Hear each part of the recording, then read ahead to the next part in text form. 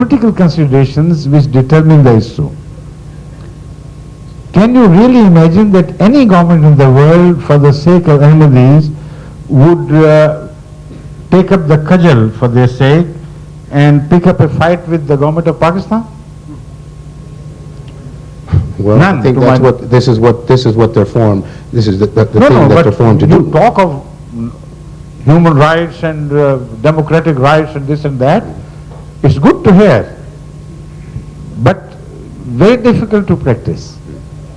I remember a few years ago I came to America and I had a good meeting with some very important congressmen and senators. It was a very interesting afternoon we spent together. And on the issue of human rights, the basic fundamental human rights, they wanted to assure me that they are conscious of Ahmadiyya problem and they're going to do this and that.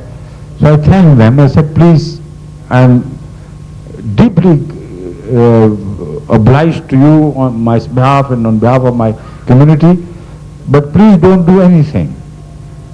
For God's sake. And they were surprised. What do you mean? We're going to move this resolution and that? No, for God's sake, don't. I said, what I know is a different story. What I know is that if an American dog bites anyone else on American soil, then he can be sued, the owner of that dog can be sued even for millions sometimes.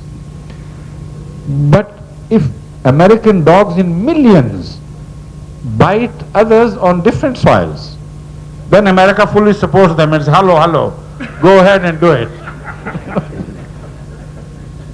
Halagula is made, like that. I said, this is the real life.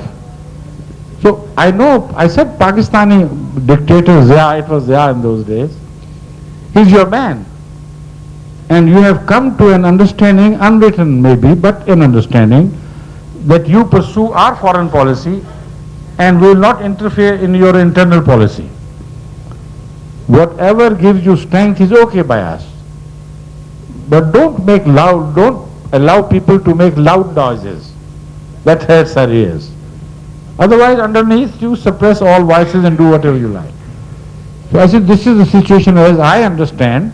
I'm not mad to extend my hand for your help.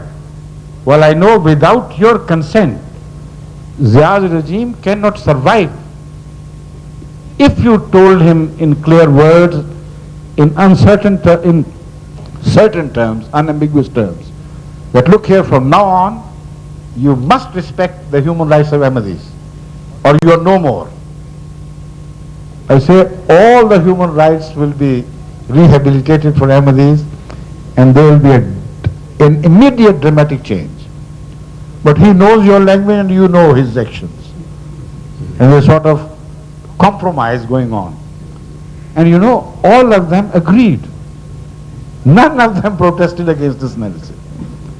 And I as I say, hats off to their, frankness in the end.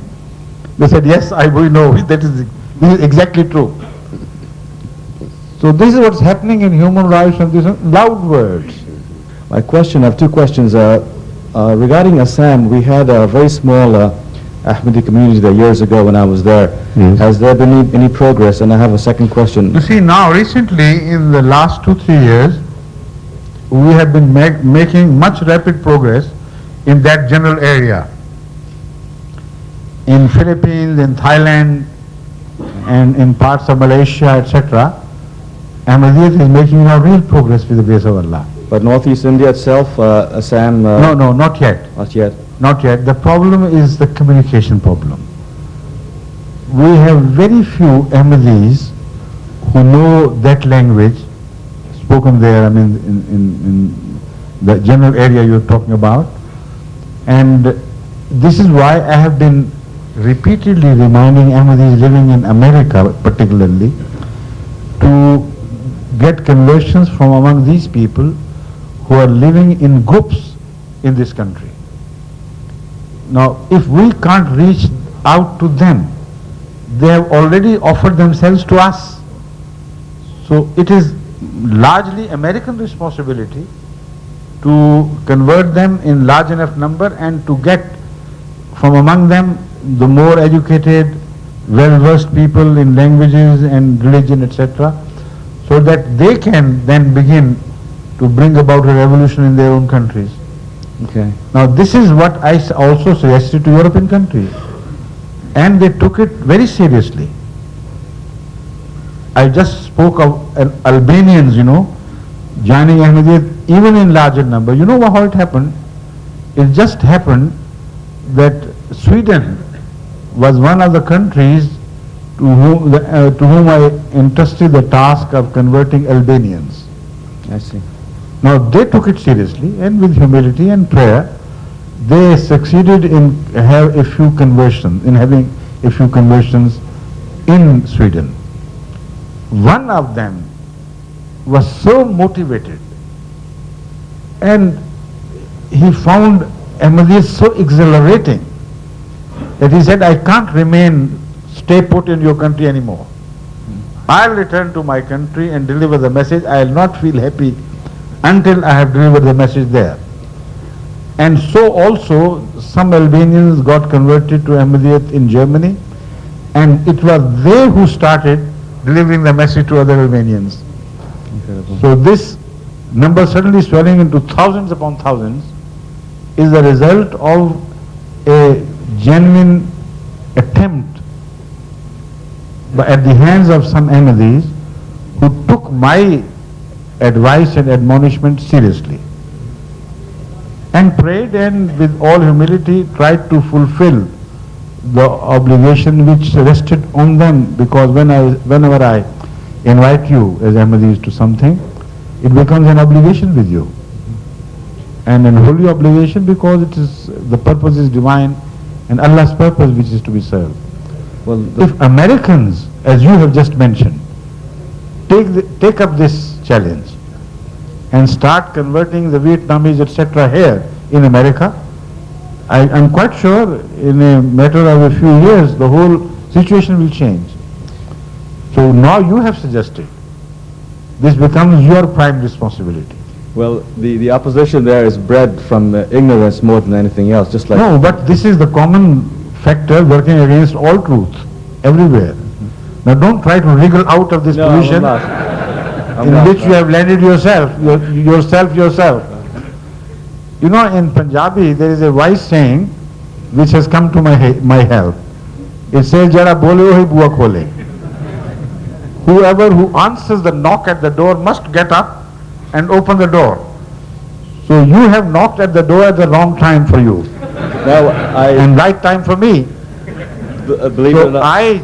I dare you to convert the Vietnamese and others to whom you are inviting my attention, and then hand over them to me, and I'll do the rest of the work with them. Okay? Inshallah. And the other question I had was, have you had any dealings with the Indian government at all as far as improving the lot of Muslims there?